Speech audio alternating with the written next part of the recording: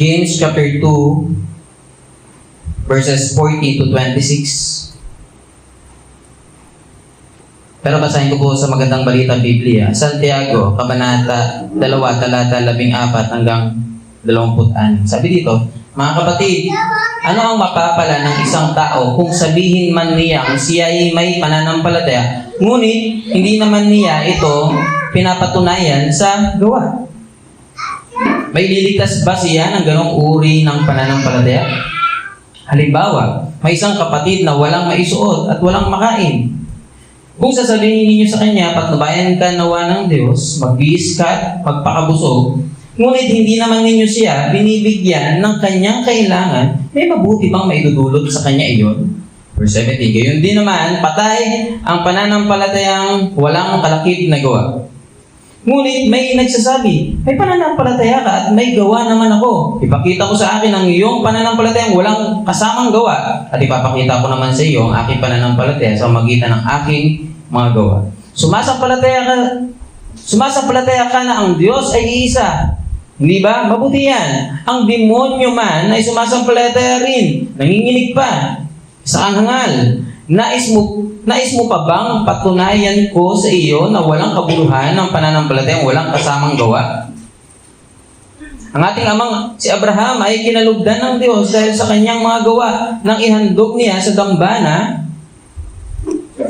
ang anak niyang si Isaac, hindi ba?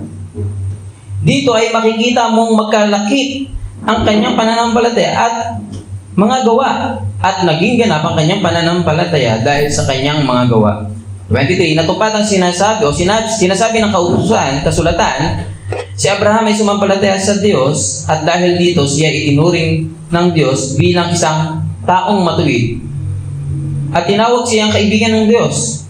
Verse 24, diyan ninyo makikita na itinuturing na matuwid ang isang tao dahil sa kanyang mga gawa at di dahil sa kanyang pananampalataya lamang. Gayon din si Rahab, ang isang babaeng bayaran.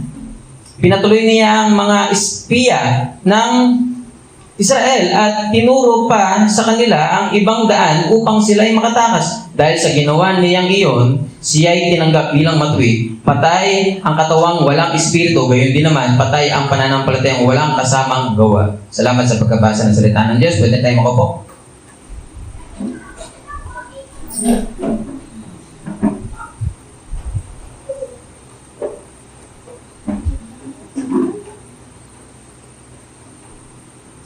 Welcome.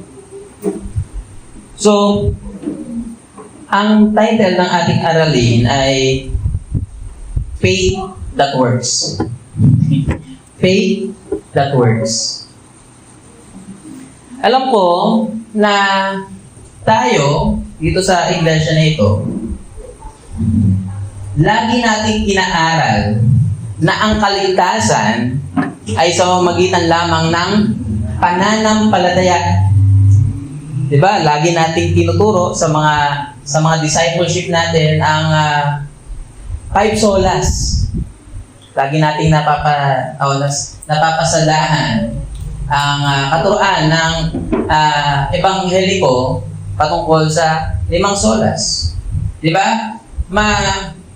Madidistinguish mo na tayo ay evangelical o ebanghelyo o evangelical dahil sa katuruan natin ng 5 solas. Naalala niyo pa ba ang 5 solas? Diba? Sola Scriptura, Sola Gratia, Sola Fide, Solus Christus, Soli Deo Gloria. Doon natin mag-distinguish ang isang evangelical. Okay? Nahiwalay sa Roman Catholic. Remember, di ba? Ang 5 solas sa English ay Scripture alone, faith alone, of grace alone, faith alone, in Christ alone, for the glory of God alone. Kasi ang kaligtasan ay base lamang saan? Makikita natin, saan natin matutunghayan ng kaligtasan? Sa Scripture lang, sa salita lang ng Diyos. At dahil yon sa biyaya lamang ng Diyos, sa magitan lamang ng pananampalataya kanino kay Kristo Jesus lamang. At para saan? Para yon sa kaluwalhatian ng Diyos. Okay? Scripture alone, grace alone, faith alone, Christ alone, for for the glory of God alone. Madidistinguish mo ang isang evangelical na siya evangelical kapag ang tinatayuan niya ang katuruan ay ang five solas. Pero ito, di ba, nung nag-aral tayo ng Romans, di ba ang ine-emphasize natin na ang kaligtasan sa pamamagitan lamang ng pananampalataya. Ang kaligtasan po ay dahil lamang sa biyaya ng Diyos sa pamamagitan ng pananampalataya. Hindi tayo naniniwala na tayo ay naligtas dahil sa ating mabubuting gawa. Okay? Dahil tayo ay naniniwala na tayo ay naligtas dahil lamang yun sa biyaya ng Diyos sa pamamagitan ng ating pananampalataya. Lamang, kanino? Kay Kristo Jesus. Kaya ina-emphasize natin yung faith alone. Ang nakakapagligtas sa isang tao, hindi ang kanyang mga gawa, kundi ang kanyang pananampalataya lamang.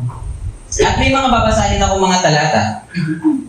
Sabi dito, Roma chapter 3 verse 28.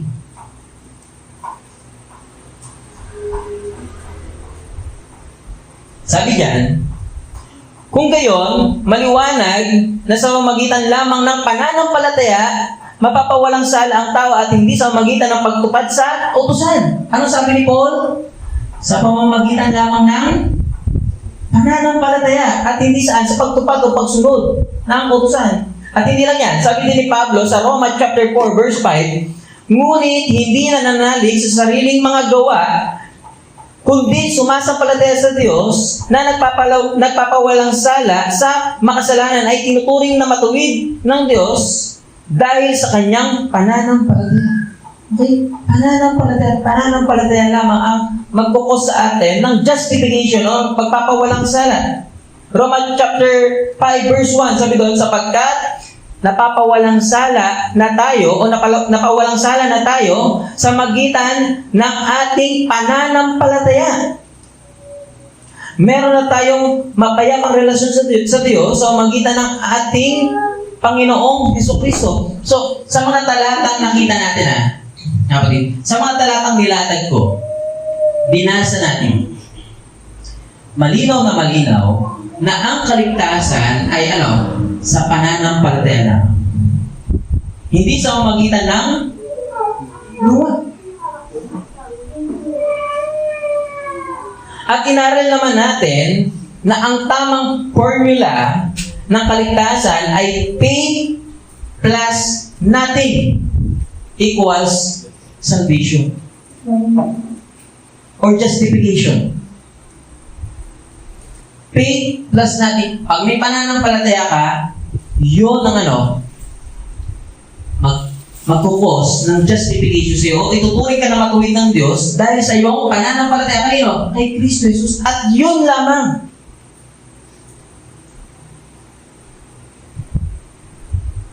Pero, dito, meron tayong, di ba? Sa talatang binasa natin, na sulat ni Santiago, tila ba na magkasalungat yung katuruan ni Santiago? Parang lang parang. Bakit ganoon? Ang turo ni Paul, justification by faith alone. Pero, bakit parang nagtatalo ba sila? Verse 24, sabi dito ni Santiago, sabi ni James, dito sa ating aralin. Diyan ninyo makikita na itinuturing na matuwid ang isang tao dahil sa kanyang mga gawa at di dahil sa kanyang pananampalataya lamang.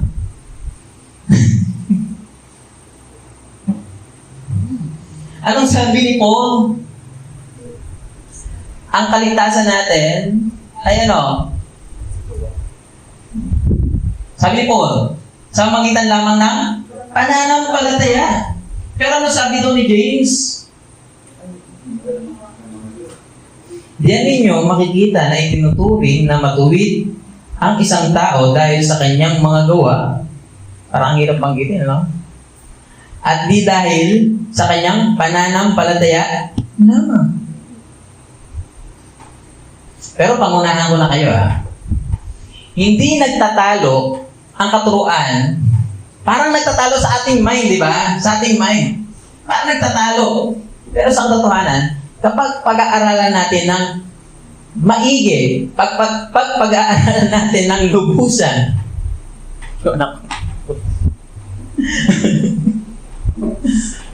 hindi po nagtatalo. Hindi nagtatalo. Hindi nagtatalo ang katuruan ni Paul at ni James. Okay. Seryoso naman yung pag-aaral natin tapos may commercial. Again, okay, ulitin ko lang, hindi nagtatalo ang katuruan ni Paul at ni James. At sa ating pagpapatuloy, makikita natin kung bakit sila hindi nagtatalo. Dahil isa sa mga rason, dahil ang ating paniniwala, naniniwala tayo sa unity of Scripture. Pag sinabing unity of Scripture, naniniwala tayo na ang Biblia o sa Biblia or sa Bible, walang talatang nagko-contradict. Okay? Pag sinabing unity of Scripture, nag-unite ang mga talata. Ibig sabihin, walang talata na nagtatalo. Kaya dito, pangunahan ko na kayo, naniniwala tayo na ang Biblia ay merong unity at wala silang pagtatalo. At hindi nagtatalo ang katuruan ni Paul at ni James patungkol saan? Sa kaligtasan. Gusto ko lang i-emphasize na sa ilang mga sulat ni Paul, especially sa mga binasa natin, meron siyang kinakalaban ng maling katuruan. At isa na doon ang legalism. Kasi nung panahon ni Paul, nung panahon ni Pablo, may mga grupo ng mga Kristiyano na nagtuturo na ma-justify ka, maituturing ka na matuwid sa magitan ng pananampalataya plus works. May mga tao, ang tawag natin doon, mga legalism o mga legalista. Noong panahon ni Paul, na ang turo ito, ang formula daw ng kaligtasan ay faith plus works equals justification. Okay? Faith plus works equals justification. Pero yun ba ang katuruan? Yun ba ang katuruan ng kaligtasan? Actually, hindi. Mali po ang ganong katuruan. So, sa sulat ni Paul, sa sulat ni Pablo, ang kanyang kinakalaban ay ang mga legalista. Okay? Na naniniwala na ang kaligtasan ay hindi lamang sa pananampalataya, kundi sa pamamagitan din ng gawa.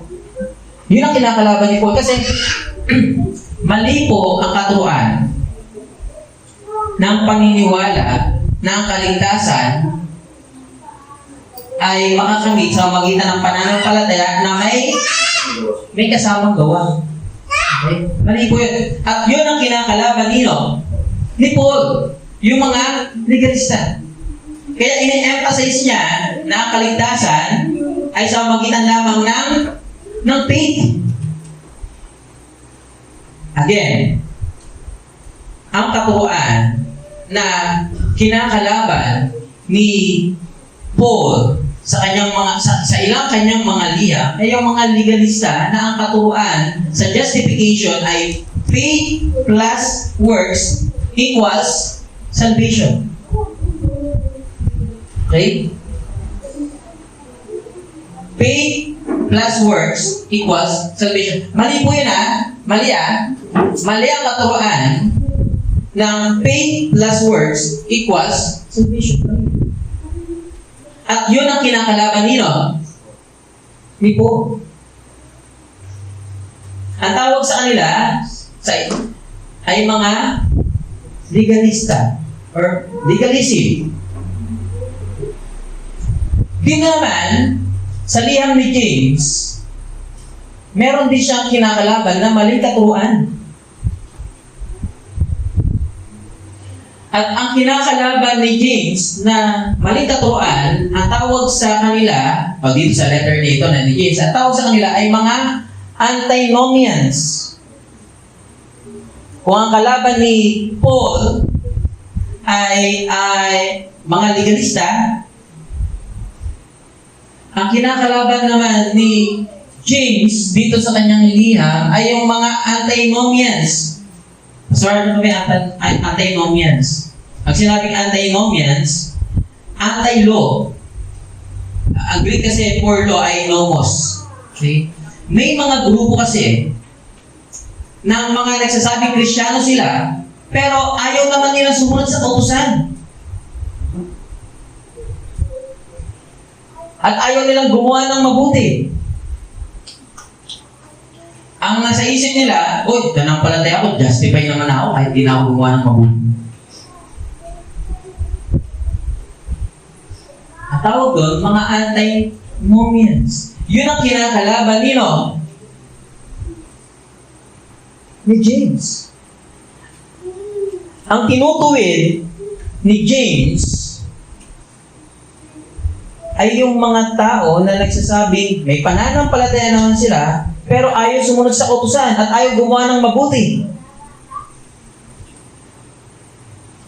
Ang tinutuligsa ni James ay yung mga nagsasabing nananampalataya sila, pero walang bunga. Tayong mga evangelicals, naniniwala tayo na tayo ay naligtas o tinuring na matuwid sa magitan ng ating pananampalataya, pero naniniwala tayo na ang pananampalataya na yun ay kailangan merong bunga. Magbunga na ng mabubuting bunga.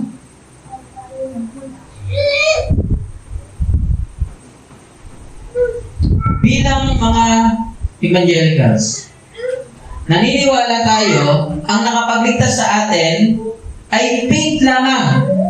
Okay? Faith. We are justified by faith alone. Pero ito,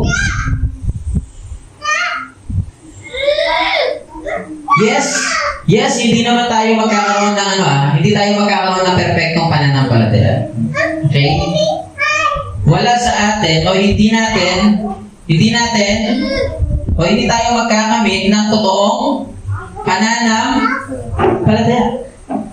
Sorry, hindi tayo magkakaroon ng perfectong pananampalataya. Pero ito usapan, ang makakapagligtas sa atin ay, yes, hindi natin kaya magkaroon ng totoong pananampalataya, pero kaya natin magkaroon ng genuine faith. At ang genuine faith na nakakapagligtas, mapapatunayan yon sa pamamagitan ng bunga. At anong bunga? Mabubuting gawa. Kaya kung totoo yung pananampalataya mo, kung genuine, yes, hindi tayo magkakaroon ng perfect na faith, pero dapat ang faith mo genuine, dalisay. At ang genuine na faith, listen, may bunga. Kapag ang pananampalataya mo walang bunga, ni katiting, sabihin ko sa inyo, hindi totoo yung pananampalataya mo. Kung wala ni isang bunga, meaning hindi totoo ang pananampalataya.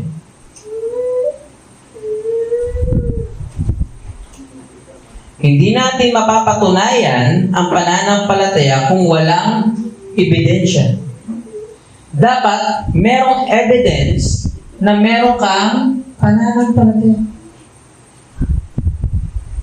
Again, kung walang ebidensya ng pananampalataya, walang kaligtasan. Ang technical term dito, justification and sanctification. Hindi po pwedeng justified ka, tapos next year na yung sanctification, hindi po pwedeng ganun. Pag sinabi sanctification, pagpapagimbanan. Automatic yan, kapag ikaw ay na-justified, you are already in the stage of sanctification. Hindi po pwedeng sinasabi mong na-justify ka o justified ka, tapos walang bunga. Walang sanctification. Kaya isa sa mga unang aaralin natin dito sa sinulat ni James, yung description ng peking pananampalataya. Again, I hope na klaro na sa atin na hindi tayo maliligtas sa magitan ng ating mga gawa. Okay? Hindi rin tayo maliligtas sa magitan ng pananampalataya plus works. Ang kailangan, genuine faith. Pero ang genuine faith, merong evidence. Anong ebidensya? Good works. Pag walang ebidensya, marahil, hindi totoo pananampalataya. Pero hindi ka naligtas hindi dahil sa ebidensya kaya ka naligtas. Naligtas ka dahil merong pananampalataya. Pero dapat yung pananampalataya na totoo, merong ebidensya. Kung sinasabi mo na ikaw ay nananampalataya, pero walang ebidensya sa buhay mo, walang pagbabago sa buhay mo, imbis na bumait ka, sumama ka palalo. Ebidensya na hindi ka sa Diyos yun. Dapat kahit konti siyempre nauunawaan naman natin na merong mananampalataya na mabilis lumago, merong mga mananampalataya na mabagal. Sana huwag ka doon sa mabagal, sana doon ka sa mabilis. Pero, dapat, katulad sinabi ko kanina, dapat may ebidensya. Hindi po pwedeng walang ebidensya. Sinasabi mo na may faith ka, tapos wala nang ebidensya. Hindi totoo yun. Kaya, unang inayos dito ni James, nagbigay siya ng description ng mga peking pananampalataya. Sabi niya, yung peking pananampalataya, walang bunga. Okay? At anong result nun? Number 1, faith without fruit is not saving faith. Verse 14, mga kapatid, anong mapapala ng isang tao kung sabihin man niya kung siya ay may pananampalataya, ngunit hindi naman niya ito pinapatunayan sa gawa? Maliligtas ba siya ng ganong uring pananampalataya?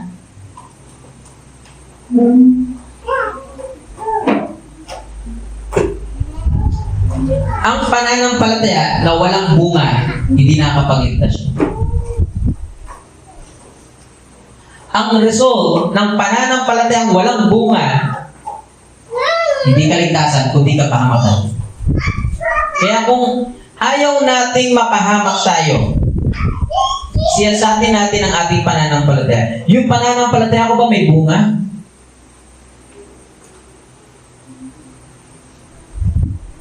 O wala?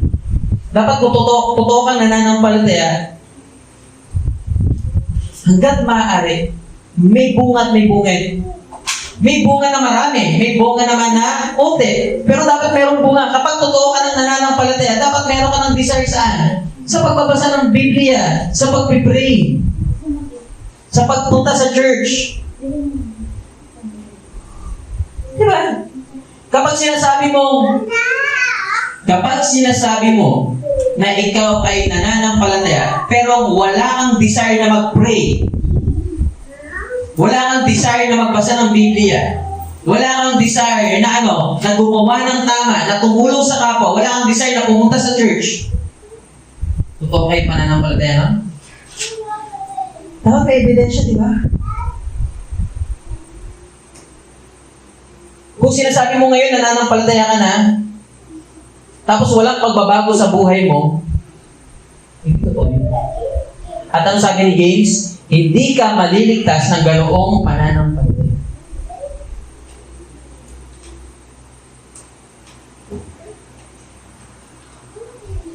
Pangalawa, faith without fruit is not going to lead to anything good.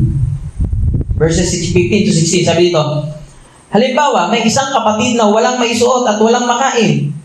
Kung sasabihin niyo sa kanya, patnubayan ka nawa ng Diyos, magbihis ka at magpakabusog, Ngunit hindi naman ninyo siya binigyan ng kanyang kailangan, may mabuti bang maidudulot sa kanya iyon? Wala. Ang pananampalatayang walang bunga, walang maidudulot ng mabuti yan. Ang madudulot yan, masama lang.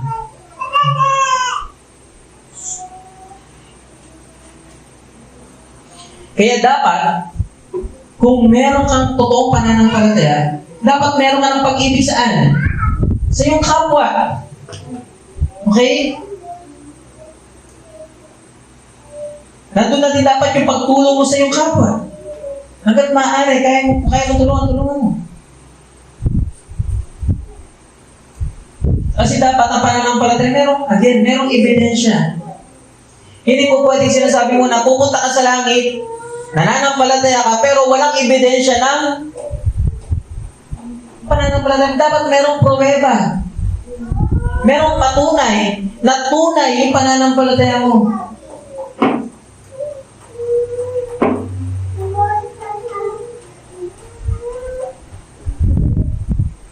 Kung sinasabi mo na ikaw ay mananampalataya, tapos wala kang desire na gumawa ng tama, na gumawa ng mabuti,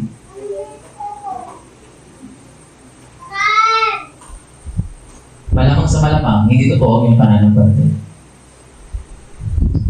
Kung sinasabi mo na ikaw ay mananampalataya, tapos wala kang concern sa mga tao sa paligid mo, ang concern mo lang sa sarili mo, mas mabuti pa sa'yo yung mga nagsasabing mga hindi naniniwala sa Diyos. Hindi ka totoong mananampalataya. Dahil ang totoong pananampalataya, nagbubunga ng pag-ibig saan? Sa kapwa.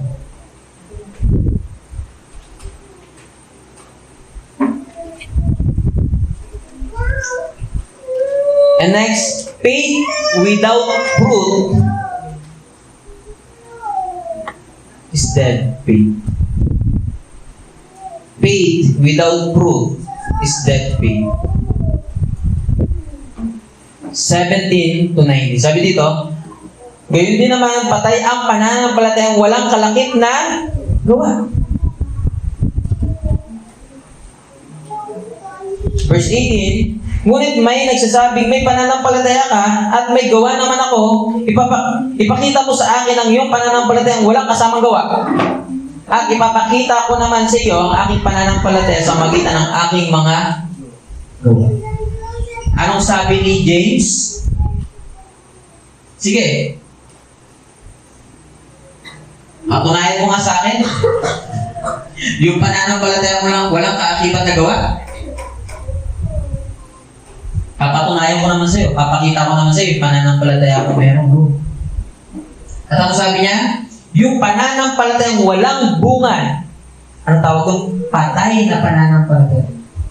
Yes, may pananampalataya ka, pero patay.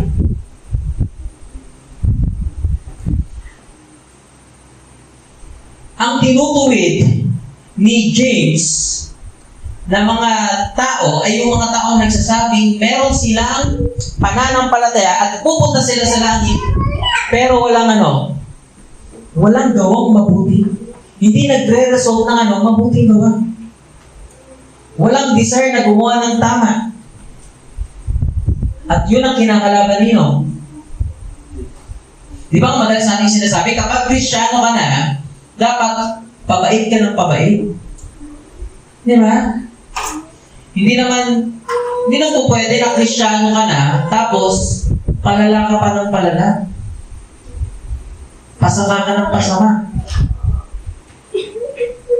Papayulente ka ng papayulente, paputal ka ng paputal. Brutal. Di ba? Pakulit ka ng pakulit. Patigas ng patigas yung ulo mo. Di ba totoong mananampalataya?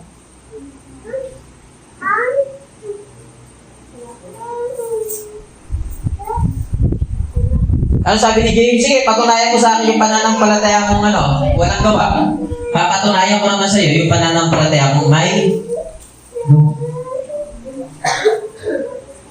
at ang pananampalataya mong walang gawa patay ang pananampalataya. Kung walang ebidensya sa labas, marahil walang ebidensya sa loob. Kung walang pagkilos sa labas, marahil walang pagkilos ang Diyos sa loob. Malamang sa malamang, you are not saved. Ang faith mo, baka nasa isip lang. Ang totoong pananampalataya, hindi nasa isip lang. Okay? Hindi yung nasa isip, okay, head knowledge, ang faith ko, alam ko naman merong Diyos. Hindi ba maraming mga ganun mga tao? Basta ako naniniwala ko merong Diyos. Okay, naniniwala ko merong Diyos, pero tanong, nananampalataya ka ba ng totoo? Dahil ang totoong pananampalataya, merong ebidensya. Yes, naniniwala ka sa Diyos, pero ano sabi ni James? Sabi niya, verse 19, sumasampalataya ka na ang Diyos ay isa, hindi ba? Mabuti yan. Ang mga demonyo. Ang mga demonyo man ay sumasampalataya rin at nanginginig pa.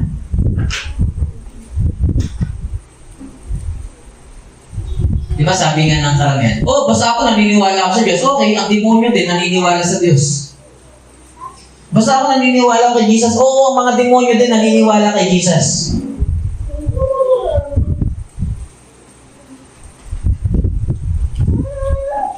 Tanong, sabi pa nga, di ba?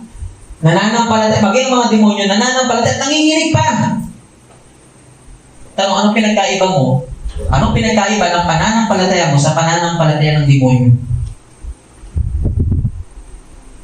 Ako sinasabi mo, nananampalataya ka?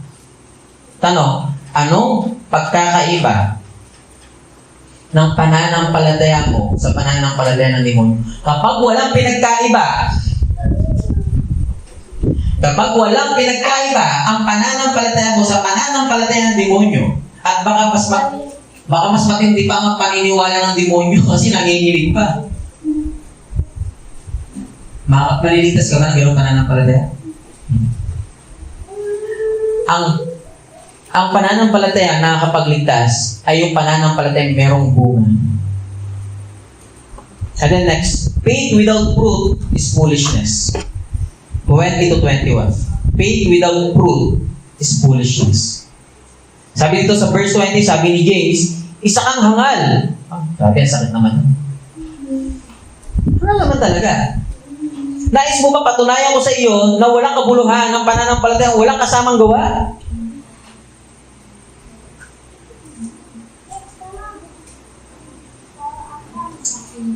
Ang pananampalataya na walang gawa at ang tingin mo, maliligtas ka ng ganon, sabihin ko sa iyo, isang malaking kahangalan yan. Yung paniniwala mo sa Diyos, yung faith mo sa Diyos, tapos yung faith mo walang pinagkaiba sa faith ng demonyo, tapos tingin mo, pupunta ka sa langit sa faith mo na yan, sa kahangalan nyo. Kamangmangan.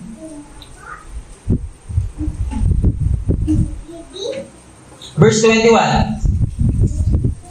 Ang ating amang si Abraham ay kinalugdan ng Diyos dahil sa kanyang mga gawa nang ihandog niya sa dambana ang anak niya si Isaac, hindi ba? Tignan natin sa English yung rendering kasi baka isipin natin na okay, ang nakakapagligtas pala gawa. Sabi doon sa James chapter 2 verse 21 sa NASB. Sabi doon, was not Abraham, our father, justified by works when he offered up his son on altar? So alam naman natin na hindi na-justify si Abraham dahil sa magitan ng kanyang mga gawa, kundi sa kanyang pananampalataya na may bunga ng gawa. Nung i-offer niya yung anak niya, sino? Si Isaac.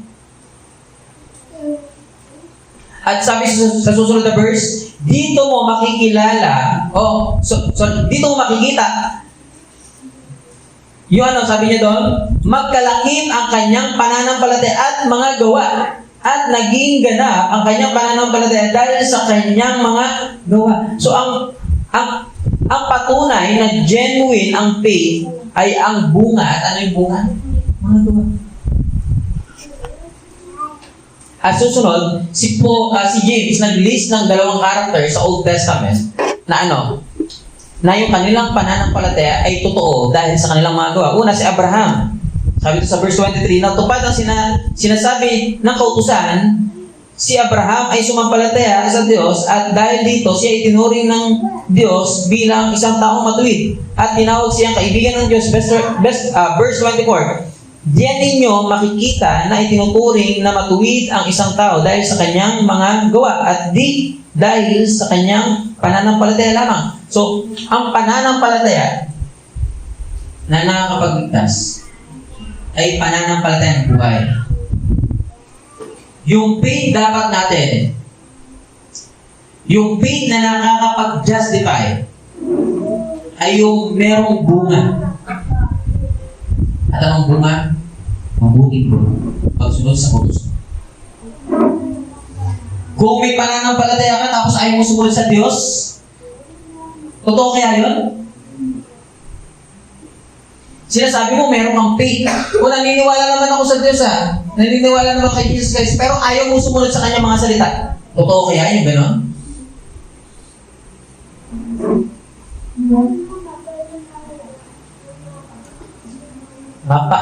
Matuturing ka lang na matuwid kapag yung faith mo genuine. At ang genuine faith, merong ebidensya. And then pangalawa, si Rahab. Sabi ito, verse 25, si Rahab ay isang babaeng bayaran. Pinatuloy niya ang mga espiya ng Israel at tinuro pa sa kanila ang ibang daan upang sila'y makatakas. Dahil sa ginawa niyang iyon, siya'y tinanggap bilang matuwid. Sabi ito sa verse 26, patay ang katawang walang espiritu, gayon din naman, patay ang pananampalatayang walang kasamang buhay.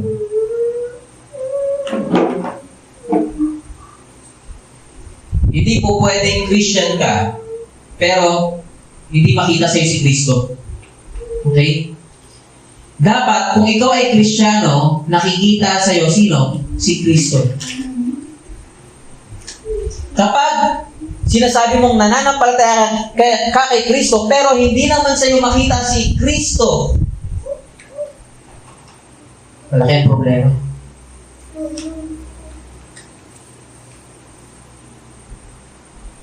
Kaya nga, di ba? Sa atin, bilang practical application ng lesson na ito, dapat may ebidensya. Kung ikaw ay nagtatrabaho, dapat alam ng mga katrabaho mo, kahit hindi mo sabihin na Christian ka, na alam nila Christian ka. Di ba?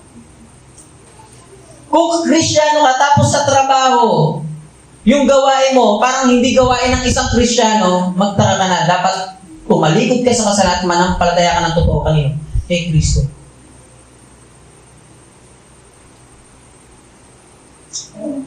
Kung ikaw ay nag-aaral, dapat kahit hindi mo sabihin sa mga classmate mo na Kristiyano ka, dapat makita sa iyong mga sa iyong mga gawa, sa iyong mga kilos.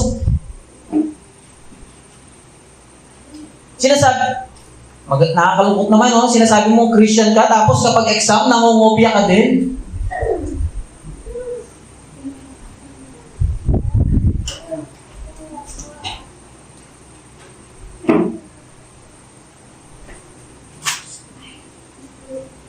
Dapat ganoon din sa pamilya.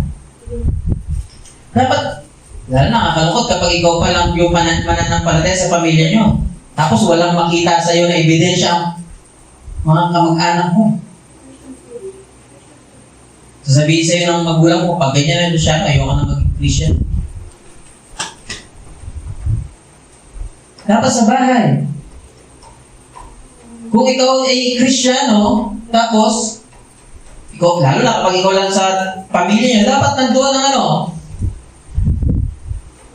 nandoon ang ebidensya na nasa iyo si Kristo. Dapat ikaw ay mapagpatawad.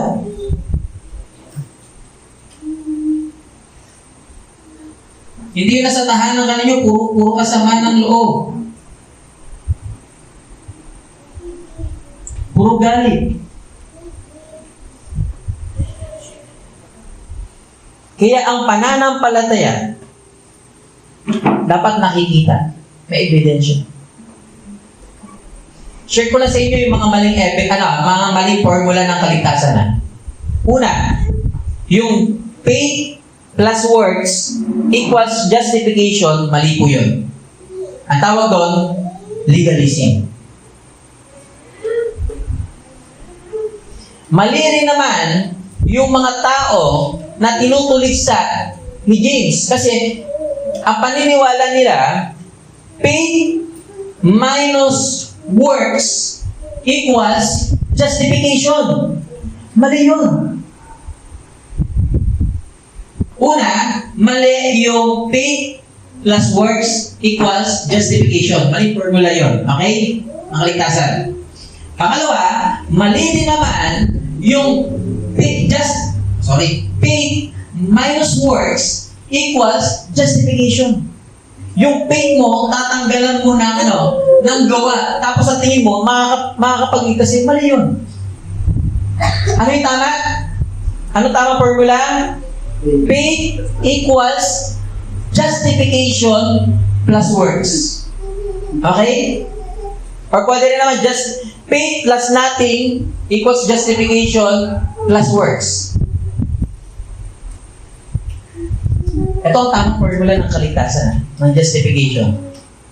Faith equals, kung meron kang faith, kaso yung faith na yon genuine, equals justification at may kaakibat na ito. Hindi tayo naligtas, gusto ko lang i-clarify hindi tayo naligtas ng faith plus good works. Hindi yun.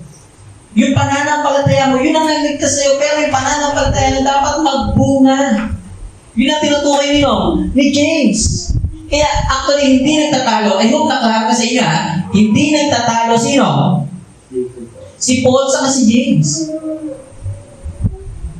Nung sinabi ni Paul na kaligtasan sa pamamagitan lamang ng pananampalataya, ang kanyang tinutuligsa ay yung mga yung mga legalista na akala nila maliligtas sila sa pamamagitan ng pananampalataya at ng gawa. Ang tinutuligsa naman ni James, ito yung mga nagsasabi na nananampalataya sila pero ayaw gumawa ng mabuti. Ito yung mga antinomians. Yung mga anti-law ayaw sumunod sa kautusan. Dahil ang tamang kaligtasan ay faith equals justification plus works. Yan ang tamang katuroan ng Biblia patungkol sa kaligtasan. Kaya, again, hindi nagtatalo sino? Si James at si Paul. At as we end, basahin ko lang to sa ating pagtatapos. Basahin ko lang Matthew chapter 5, verse 16 to 20. Sabi dito ni Jesus Christ, makikilala ninyo sila sa kanilang mga gawa. Mapipitas ba ninyo ang puno ng dawag, sa puno ng dawag, o ang igos sa matitinik na halaman? Mabuti ang bunga ng mabuting puno, subalit masama ang bunga ng masamang puno. Hindi maaaring mamunga ng masama ang mabuting puno at hindi maaaring mamunga ng mabuti ang masamang puno. Ang bawat punong hindi mabuti ang bunga ay puputulin at itatapon sa apoy. Last verse 20, sabi doon, kaya't makikilala ninyo ang mga huwad na propeta sa magitan ng kanilang mga gawa. Malalaman mo kung totoo ang isang pananampalataya ng isang tao. Hindi lang base sa kanyang salita, Christian ako, nagsisimba nga ako, hindi. Sa magitan ng iyong mga gawa. Kaya tayong lahat ay tumayo. Tayo manalangin.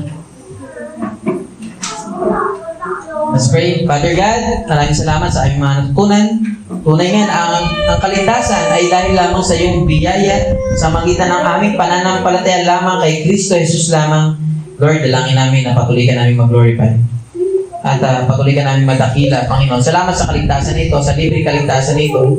Lord, kayo ang patuloy na manguna, kayo ang patuloy na kumilos, Panginoon. Salamat sa aming mga natutunan. Dalangin namin, maisabuhay namin ang pananampalataya na meron kami. Sa pangalan ni Jesus, Amen and Amen.